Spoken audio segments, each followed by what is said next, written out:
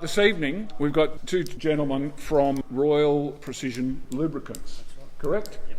I was speaking to John Payne just recently, and he mentioned that with his new the race car he's building, he's going to be using these guys' oil in his race car, and I noticed a livery on John's race car. So John mentioned to me about this company, and they decided they'll come along and talk to us. Thanks, Gary. Okay, Brent Bates and Bill, surname? Slegtenhorst. Thank you very much. I was desperately trying to remember it. Not German, but it was close. Yeah. Just next door, isn't it? All right, thanks, Gary. I'm going to start off just very briefly. I'll give you a bit of an overview of who we are, because probably most of you haven't heard of Royal Precision Lubricants before. We've been around for over 25 years. Started off as a brand in Melbourne. We are an Australian-based and owned company, pretty much a family business, in fact, and we've been operating, as I say, for 25 years. We manufacture and market lubricants, obviously, and we do a very broad range of lubricants, including engine oils, gear oils, transmission oils, hydraulic oils, and so on, but we don't do everything. So, there's some very specialised lubricants where the market's not big enough for us to get involved in, and so we don't do those, but we do all the common ones, and they're all marketed throughout Australia, New Zealand, and even partly into Southeast Asia. We've got two blending facilities, one here in Brisbane at Narangba on the north side, and another one in Melbourne at Dandenong South, and we blend around 4 million litres a year between the two sites. We operate under a quality assurance system, which is third-party accredited and conforms to the international standard ISO 9001, and we've had that accreditation now for over 20 years. We also have warehouses in Townsville and Perth, so we're spreading our wings, and it's probably fair to say that our growth has been more significant over the last 7 or 8 years. The early years it was a very slow start. It's a very competitive and difficult industry to get into, but that's where we are. So that's a bit of a brief of our company, and what we thought we'd do now is get Bill to give you a bit of a talk, if you like, on lubricants, and not go into too much technical detail, but give you an idea of how they work, right? Look, I'll just give you some of my background. And I was told originally that there was only going to be 10 here tonight, so my apologies, I did 15 of those briefs up. But my background, I suppose, is a lot of motorsport, 45 years in engineering, mechanical engineering, and in the lubricant business.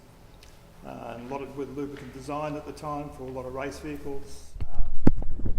Some of you most all remember Frank Gardner and the Benson Hedges vehicles.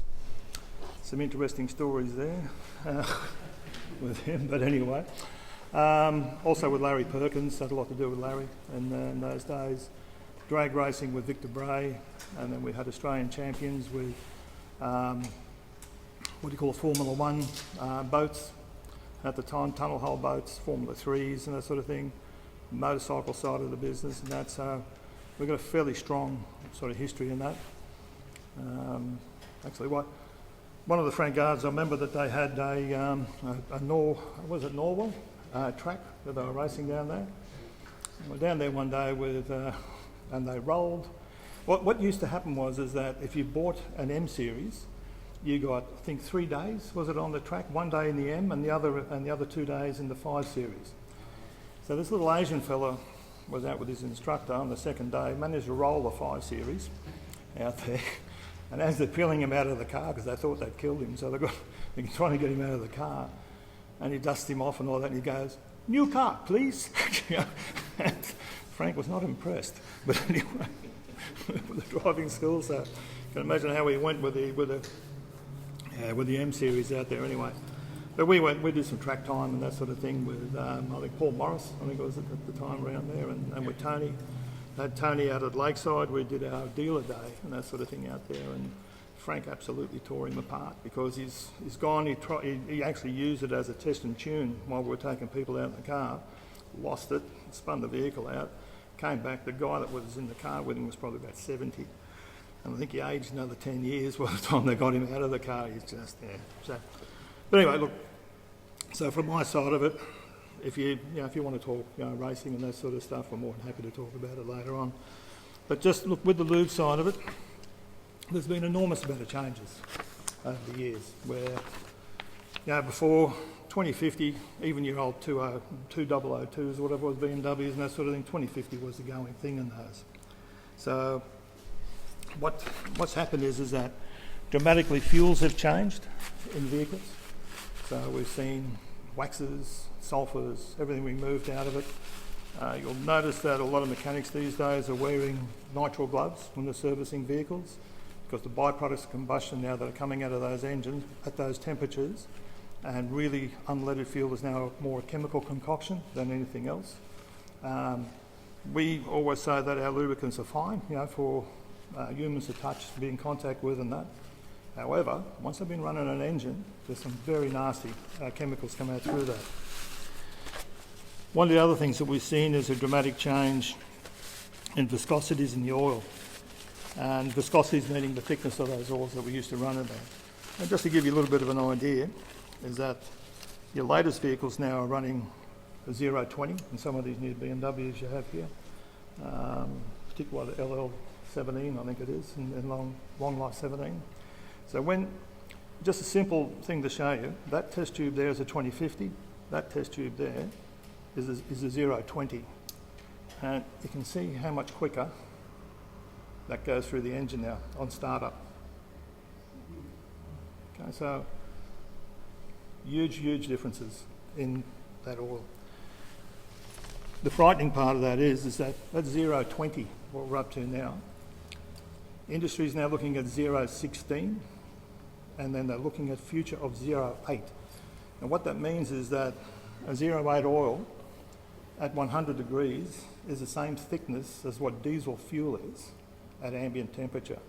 So at 100 degrees, that oil is the same thickness as that. So you're looking at very tight tolerances that are coming into these engines. It would be very difficult to rebuild those motors back to an original specification, simply because in the factory now they're just that tight. They're just working that well with those. But I was just trying to get a handle of the mix of the people that we had in the group, because obviously some are going to be fairly still technical, race-minded and that sort of thing. Others really don't care. They'll just put the car in, have it serviced, and they do whatever the dealership tells them to do. So again, we're just trying to understand for you guys just the differences in base oils. So what we found with our reps and the training that we give our reps and that sort of thing is, when everybody has an opinion on oils, and it's usually engine oils that they're opinionated on. That's the only thing that's emotive about it. I mean, picture it yourself, you might show an interest in what they're putting in your engine in that vehicle, and considering that front to back, every turning component in that vehicle, from engine right through transmission, differentials, all has to be lubricated in some way or another. So you'll show an exhibit an interest in what goes into the motor, but you don't really ask what brand of brake fluid that they put in there. You don't care, as long as they do. And yet, it's an extremely important component of that vehicle. And so again, transmissions now, they've developed that far now that we're 8-speed, 9-speed, 10-speed transmissions in those. I remember doing a talk 20 years ago to an automotive group, and we're talking about transmissions then.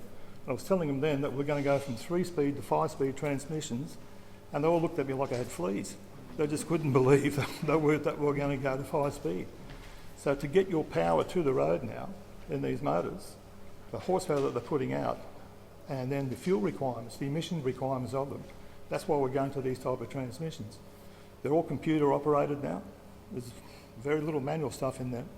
The lubricants that go in there now is, we've gone to LV, I think now in these ones, which is a very light viscosity, automatic transmission fluid. You're seeing CVT transmissions coming in. God help anybody that puts on a normal automatic transmission fluid in the CVT, it will grenade badly. So they're a completely different way of operating. So differential-wise, you're now seeing dealer-only products for in differentials, that sort of thing, when you look them up. If in any doubt, we do have a website that you can go to which does have all your vehicles and models and everything like that on there. You can actually cross-reference those if you want to across from that.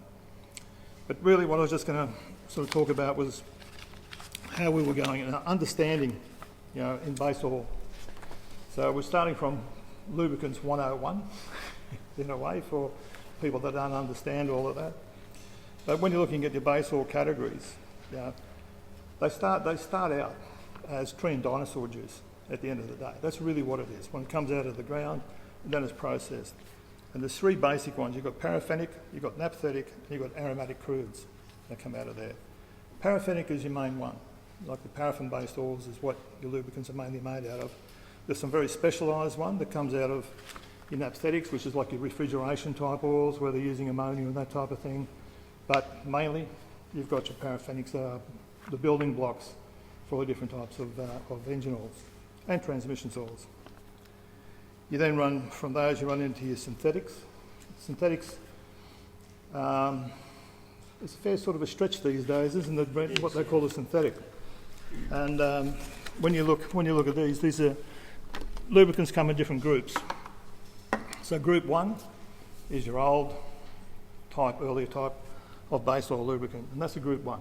So it's still got a bit of colour, and then there's a straw colour, and if you've seen it over the years, you'll find that lubricants are getting much lighter in colour as they're going into a vehicle. That is now group 3, which has been very heavily hydro-treated. So group 2 and group 3 come out gin clear now. So that's the base oil that we're seeing now. The group 3 is what they're calling a synthetic. We're allowed to because it has so much treatment to get it to that, to remove all the organics and everything out of it. However, your true synthetics are your group 4, where they used to call them polyalpha olefins. I don't want to get too heavy into the technical side of it, but they were truly man-made products. And a lot of those were made just from gases, where they hydrocracked in a catalytic cracker in the refinery. They would crack one base oil, and they would pull the gas off from out of that. And then they crack maybe the same oil again, but with a different catalyst, pull the gas off of that, reform those two gases, and then you would end up with a PAO or polyalpha olefin to base your oil on. Problem with that is they were extremely good at building blocks, but they were very poor lubricant. So you had to rely on the additive pack for those, which is why they were that expensive. They were man-made, very expensive additive pack goes in them, which the end of those was a high-priced oil that goes in those vehicles. Because prior, like my days, used to be 5,000 miles drain period. Now you're looking at 20,000 Ks for a sump drain. And much higher temperatures, and that was sort of running in there. So there is a group 5, and group 5, it's mainly your brake fluids and that type of thing that are coming in those in that sort of an area. So that's all your base oils and that sort of thing that's coming out of that. And then the amount of derivatives that they can build out of that is what you build up all your oils from and what they can do. Emissions become a large part of this, so your sump drains have become longer because they want less waste oil in the market. With that. Also, there's a lot of metals and that sort of thing, heavy metals that are coming in those products as well, from zincs and that type of thing that are used as additives, plus what comes out of the engine itself. So just on that, there's a distillation column, just on one of those ones that's in there. Basically, it finishes in with number 4 as it goes through from a crude oil. The green one is where it's de-waxed and sulphur's taken out of it. Then it goes to the hydrogenization process, which is with hydrogen, and they're just pulling out organics out of it. So you end up with that because they pull all the organics out of it. Because as you put oxygen and burning process to the organics, they become acidic, and then they start doing damage and they start sludging and that sort of thing in engines.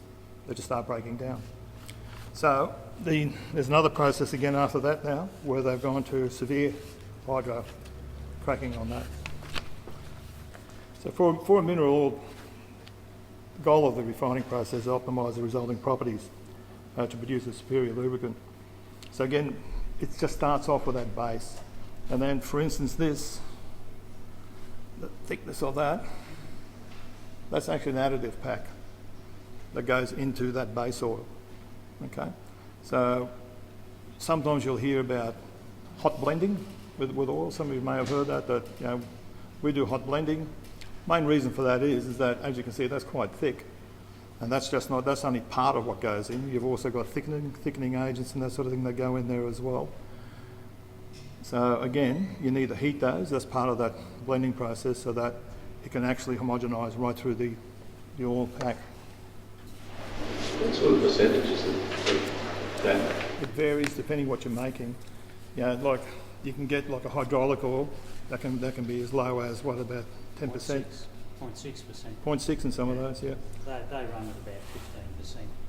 Yeah, it just depends. Transmission oils, they run quite high in a lot of those, on the additive.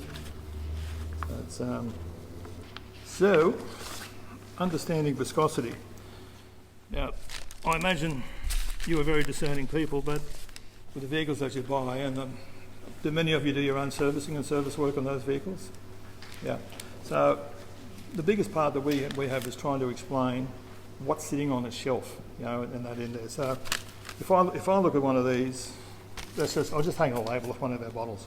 But if you just look at that, the SNCF, do you all know what that means? And that on there, SNCF. The S component of that is spark ignition. So when you see an oil that starts with an S in the front, that means it's primarily for a petrol motor. The C means it can be used in a diesel engine of an early type, which is the F behind it, because we're up to CK now, okay, with that for a diesel. So when you see that sitting on the shelves, very quickly you can tell what it's designed for, what it's to go in. And then obviously you've got your viscosity sitting at the bottom of that. Same with this fellow, it's a C classification, so immediately that tells you that's a diesel, even though it's written on there it's a diesel, but it says CI 4 means 4-stroke diesel, and so the C and the I is this classification which came up to about 2002, 2003. So the next series after that was, you've got CJ and CK now coming up in that. And these are the things that we run into. Is that how many 530s are we doing now, Brent? 15. So this is what's happening, is that the market is so fragmented now that, like BMW are calling for their own specifications, Holden are, Toyota, Mazda, everybody's calling their own bit. And then you get your Europeans, one coming in there with Eurosia, and then the Americans with their API classifications in SAE, and then the Japanese have also stuck their nose in there now, and they've got their JSO specifications that come in there as well. So we have to match all those for what those companies require. To form that, just to make that additive base, there's millions of dollars involved in that from the additive supplier, because there's destruction testing. So they have to destruction test those engines on test benches. In a diesel engine, some of them now, the engine has actually had to do 500,000 kilometres, and then it's tested. So the engine is actually built with 500,000 k's wear in it, and then that engine is tested because it has to pass its emissions testing at mid-life kilometres. So they're the sort of things that are running into building the new lubricants and going that way. With viscosity, I put a viscosity chart just in the back here. Now, what would you think? Is it like an 80-90 gear oil? Would that be heavier or lighter than a 2050 engine oil? Yeah. There's a lot of people, yeah, you're right, it's about the same. And because it's a different measure on the gear oil scale to what's measured on the engine oil scale. So your engine oil scale on this one, your crankcase, SAE crankcase is the green column. Okay, sorry about the blurriness of it. Then you look at your SAE gear oil one, this is the yellow one down the other side. So the 20, if you'll see on here, in the green lines up with the ADW pretty well in the gear. and then your 50 lines up with the 90. So 80, 90, 20, 50. And this is where a lot of people get into trouble because they think that a heavier oil, like going to a 75W, it's not. If you look down the bottom of the scale, 75 is actually right down low viscosity. Okay. That's Could you sort of work an argument for me? I've got a friend who insists that his 1050 is at operating temperature a lighter oil than a 1550. And I say, no, the second number is it's viscosity of the operating temperature, and the first number is just the cold operating temperature before it heats up. So, stick this chart under his nose, because both these oils, if you look over the left-hand side, that's why I didn't want to get too deep into the chemical side of it, but if you look over this side, they're measured at two temperatures. Oil's measured at 40 degrees C, and then it's measured at 100 degrees C. Now, what that means is that when you have this oil here, which is a 1050, which your friend was talking about, that oil exhibits the characteristics of a straight 10W at 40 degrees, okay? And then when the temperature is raised up to 100 degrees, it exhibits the characteristics of what a 50's thickness would be at 100 degrees. It's not that the oil gets thicker when it's heated up. You actually need to picture, if you picture a clock spring, when you wind that clock spring right up, so that molecule of oil, the polymer that's in there is wound right up tight, so it's a small molecule. As you heat that molecule up, it expands and it sort of retards the oil from thinning out. It doesn't let it thicken, it just retards it. But then it gets to a certain point, it can't unwind anymore like a clock spring, and then it just falls over the cliff. So for a 50 weight at 100 degrees, regardless of what the control temperature is, will have the same properties that the operating temperature needs.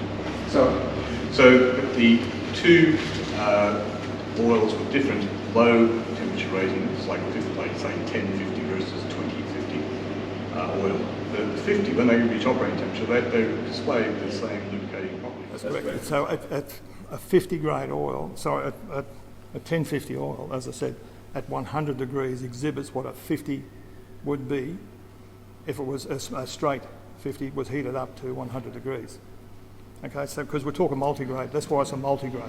It's funny because let's also say I get people who will argue with me about this, and people who should know better, like people who work in mechanics and so forth, will tell you that at operating temperature, the first number makes a difference in terms of the final properties. Some people call it the W, they call it winter temperature.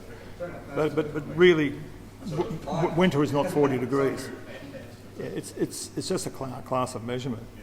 But most of the measurements now that are coming in that we're seeing a lot of, which are much more accurate, is the ISO measurements down that side there.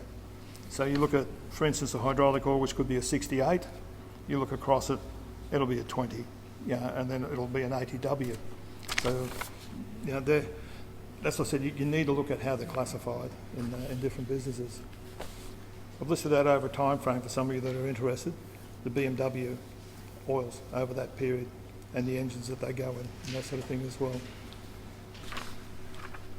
So I'm just going to run through some of the additives and that sort of thing as well, and then just sort of get into some of the racing products. And sorry if I'm boring some of the ladies to death and with other guys, but it's just, the trouble is it's just this big mixture, and to try and do 45 years into half an hour is pretty difficult.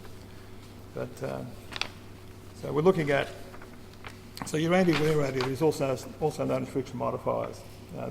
These additives obviously reduce friction, prevent metal-to-metal direct contact. Now the way some of those additives work, they are heat and load activated. So they do absolutely nothing in there until they come under load and heat. They're there to protect those two metal surfaces.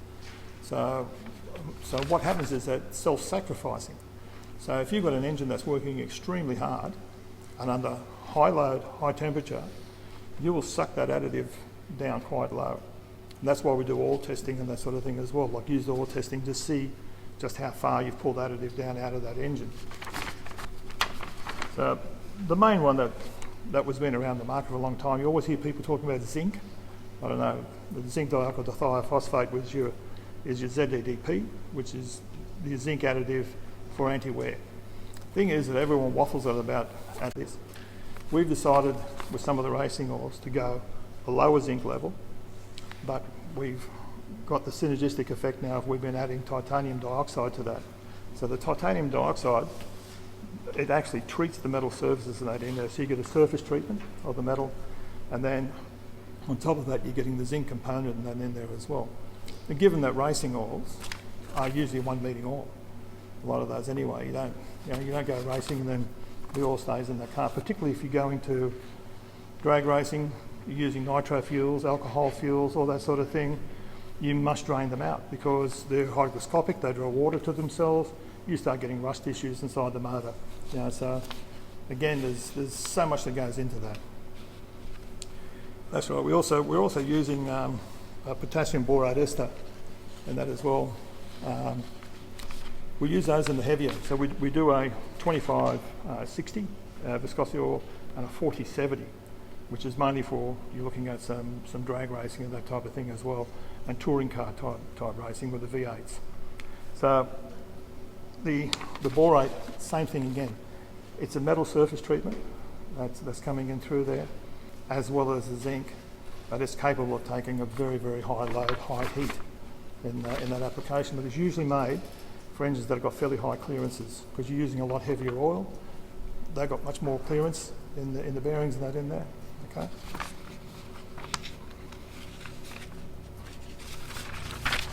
Thought you said it wasn't going to be technical, Brent. Okay. So I'll just list some determining factors when we are looking at making an oil for racing. So some of you are interested in racing side of it, so this is why I just sort of put that together. So again, the type of performance engines that you're looking at are either your endurance, sprint, drag racing, motorcycle, your boat racing as well. You're looking at different induction systems. You're looking at carburetor, fuel injection, forced induction, turbocharging, and your supercharging. All those jam extra fuel into the sump, so we have to contend with that. So you've got various fuels going in as well. So you've got high octane motor spirits going in there. You've got ethanol, methanol, nitromethane, and you also have other they're called oxygenators that are going in them as well. To some of these vehicles, you go into two-stroke, your synthetic. And you've got your caster-based oils as well. So Castrol used to make, years ago, they were making caster-based oils for motorcycle racing and that type of thing. Used to have a nice smell to it, but geez, they were dirty. But so methanol, as I said before, methanol fuels are very hygroscopic. Hygroscopic meaning it wants to draw water to itself.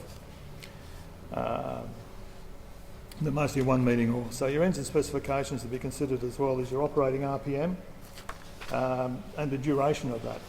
So for instance, in drag racing, so a 4.5 second pass in a top fuel at 7,500 RPM, that engine's only turned 850 revolutions.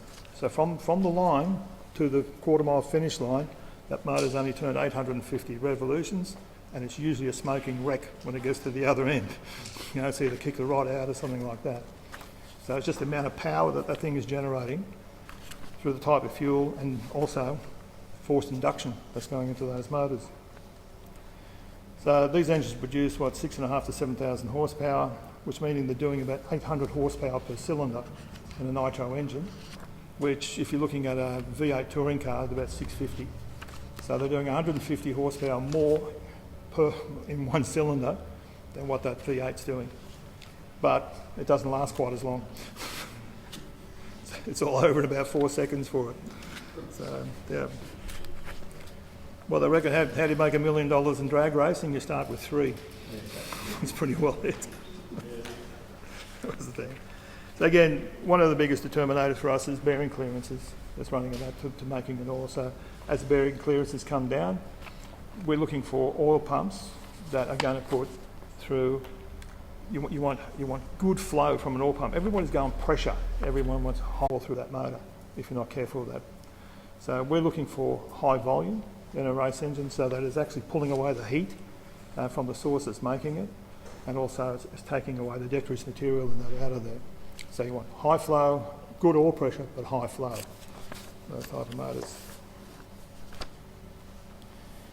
Okay, so again, race engine with tyre tolerances with a high volume pressure oil pump, an engine at 9,000 RPM. a 2560 at ambient temperature will create enough viscous drag to actually spin the bearing shell out of the con rod. So it's got that much viscous drag, it will actually pull the bearing out of the con rod and destroy the motor. So if you've gone too heavy in the oil, too much viscous drag, it will kill the engine.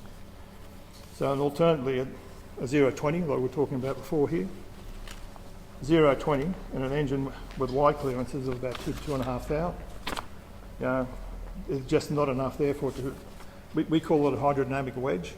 So the oil has to form a hydrodynamic wedge. So when you get rotational speed from a crankshaft, picking up the oil, it's actually picking up a wedge, and that wedge causes separation between the two metal surfaces, and it actually rides on that, it floats on that. If you run too light an oil in there, with too big a clearance, it's losing the oil too quickly, can't form the wedge. So again, camshaft configurations, you're going from overhead cams, multiple cams, or you're going push rod. So these are flat tapper cams with the push rods. That's where your additive comes into consideration again with the zinc. Synthetic lubricants, they're not always the answer to a situation. The example was Larry Perkins. We did the oils for him. Not with this company, but we did oils in the past for him. And he picked up about 6 horsepower by going to full synthetic. This is back in the early days of the 90s. So he went full synthetic engine, transmission, diff, and that through there. And he picked up about 6 horsepower, which was significant. If you're going down Conrod straight or something like that, it just gives you that bit to go a little bit quicker past them. Problem was that what he found out was that you have Torrington bearings in your lifters and also in your roller rockers, and they were pounding, they weren't turning, because the oil was that slippery and that light, it wasn't having the Torrington bearings turn around anymore, so they were just on a flat. So I was wearing the shafts flat and that in there. So I had to change the oil formulation so that it had enough tackiness in there so that it would actually turn the bearings around in there. Now, just little things like this, by changing one thing, it caused another. With that. So heat and engine temperature is a major consideration with high performance engines and lubricant selection. Motorcycles, again, they're a headache because the amount of horsepower the motorcycle is now producing per litre of engine is phenomenal. So you're not only doing high revolutions, you're doing high heat, but you're also trying to lubricate a transmission all in one go. So again, motorcycles are very, very hard on oils and that type of thing in there. So they're the sort of things that we're going to synthetics in, and they perform very well. We have a broad range, in the titanium range. I mean, there's some little brochures I've got here somewhere. There they are. So you have your 530s, 540s. 540s are very common, in these modern motors now. So your 540s, 1050s, 2560s and 4070s, that cover that range of racing.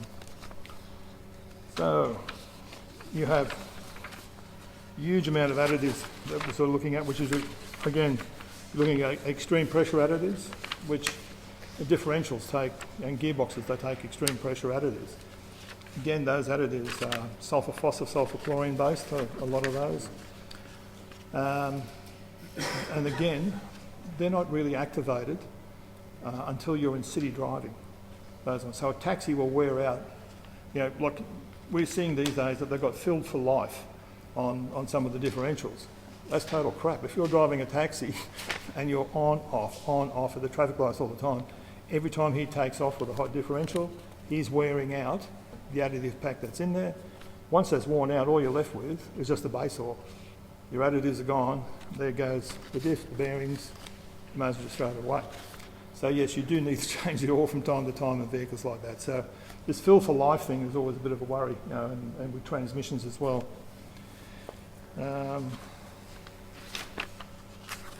Your EP additives are also found in your greases, that type of thing with that. Viscosity improvers and pour point depressants, that would have a pour point depressant in there. Meeting cold temperature, it stops it from forming waxes and that in the oil. Wax has already been removed, a lot of it's already been removed out of the oil in that refining process. You've got anti-foaming agents, I think usually silicons and that sort of thing, aren't they? Yeah. So, and that's what's being added into your diesel fuel now. If you fill up with, some of you might own diesels, I'm not sure whether you do. When you fill up with diesel now, if you did that 10 years ago, you would see foaming coming out of the tank. and you would have aeration, and you would probably not getting your full charge of fuel that you thought you were. Now you don't see that anymore. There is, because of the silicon that they've added to the fuel, it's just filling it right up. There's no aeration, because if there's aeration of the diesel, you lose performance, because then you got very fine molecules of air. You can't compress the fuel, but you can compress the air. So you're actually filling up that chamber, but you're squishing it down. So you need to use more throttle position to actually get that engine to perform. So, antioxidants, which of course, as we said, pre and dinosaur juice, it's going to have oxidization material and that sort of thing in there. So we have to remove that through a refining process, otherwise you're just going to get acids and sludge building up in there. Metal deactivators, which is just like corrosion inhibitors and sort of thing coming in. Because that motor has so many different components in there, where you've got rubbers, you've got aluminium, you've got brass, you've got steel, that's all running through that engine, you need to make those inert and deactivate those, otherwise they'll react with one another. It's usually the alloy parts that go first, through any corrosion, through acids and that. So you'll start seeing pistons dissolving and disappearing. There's also detergents and that in there, because the only way that you're going to get the rubbish out of an engine after it's been run is by having detergents, and they form a skin around the molecules of acids and everything that's in there, and that can only be taken out of that motor by taking the plug out and draining it at the end of the day.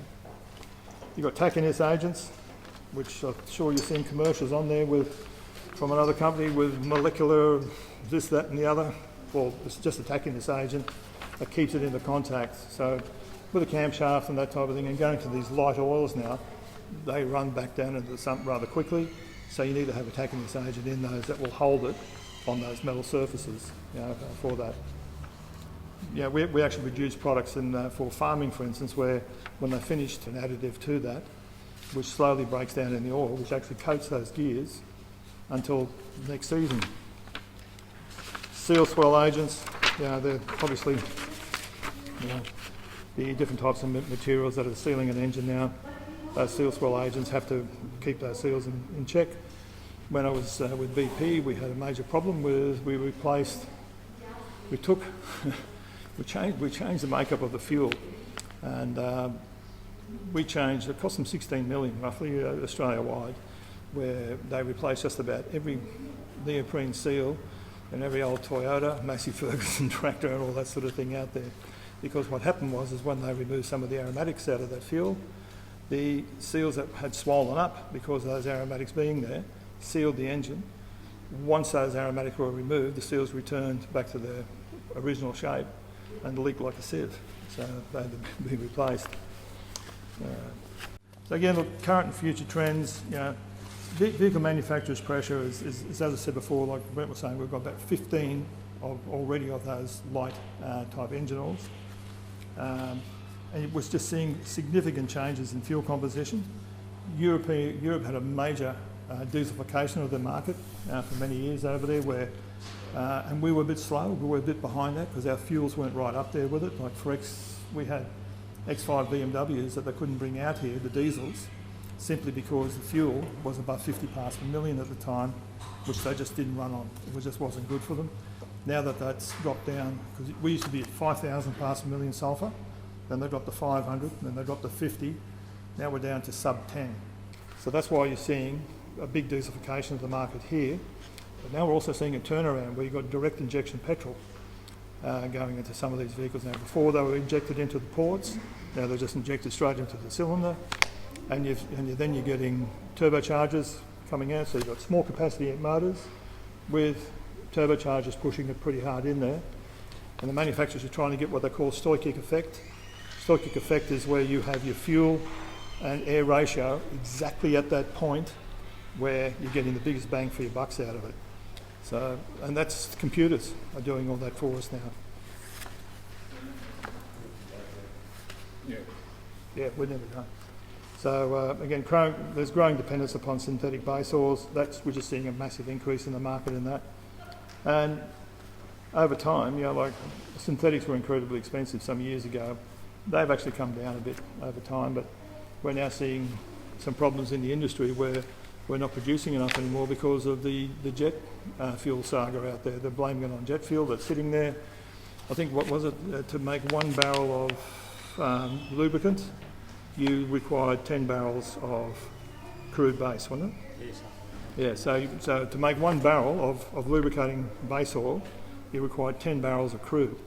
Problem with that is that you've got to find a home for the other 9 barrels that come out of that crude, which is either bitumen, it's going to be unleaded, it's going to be Kero, or Jet A. So there's tankers now sitting around the world full of Jet A. Can't get rid of it. Which will, yeah.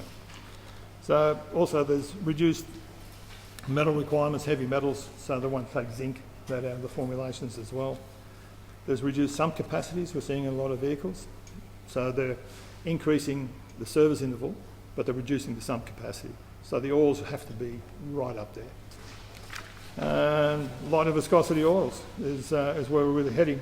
And as I said, 1990 we're still using, one of our biggest sellers was still the 2050. And now, as I said, we're heading towards 0.16 and probably 0.8 in the future. So that's me. So questions, please. When you're looking at older cars, so cars that were, say, 30 years old now, when 2050 was the standard, Yep. they probably had business, so the additives, it's not just the weight of the additives, which will probably change over years. What's your general recommendation for people with those older cars? What we usually do, and we've again, we cured some problems for some Mack trucks at one stage. They were 575 horsepower Mack V8 diesels. They were built in 1985. So what's been happening is they've been putting 2015, 2017 oil in these things, and they just got oil running out the exhaust on them. They just don't respond to it because they were never designed for it. When we went back and put them on the oil that was what they call Mackie OK at the time, you put them back on that oil, end of problem. And they just settled back in. They were quite happy. You had to lower the the service interval. You couldn't push them out of that long-range service interval. You just had to cut them back to about 10 or 15,000 Ks, and they were fine. They're happy on that because that's what it was designed for back in 1986. And that's really what you should be looking at too, is when you're running that type of vehicle, if it's built back or rebuilt back into those same specifications, then yeah, that's what we need to do. Look it up look up the website. Owners' manuals have a lot of that in there, with the other specifications. In that, if you go back into that type of oil to that period, it's already got the correct level of zinc in there. You know, for instance. Yeah, pretty well. Yeah, like ours is what's called Senso Classic or something like that. And that's sort of more modern. API classification. Yeah. We need to look at, and they're all supposed to be backwards compatible in service. When you're trying to go back half a dozen classifications, you probably need to be looking at an earlier type. Okay, we need to wrap it up. Sorry, guys. No, you're right. Yeah. But look, thank you very much. We obviously just skimmed on the very surface. It is but the tip of the iceberg. I think we'd like to possibly do this a little bit more in depth. We might try and organise a tech day or something. What we could do for you, if you like, is we got our boardroom and that up there, and we could also organise that you actually go through our plant and you actually see how things are made. Is that all right, Brent? Should I Just say yes, Brent. Should I ask Brent first? We offer to our customers. Yeah. So we're more than happy for you to come through there, and you can actually see how all these things are done, how they're made, and what goes sort of in behind it. It obviously needs to devote a lot more time than we've allowed you this evening. I'm sorry about that, but thank you very much, everyone, for that. Thank you for the invitation.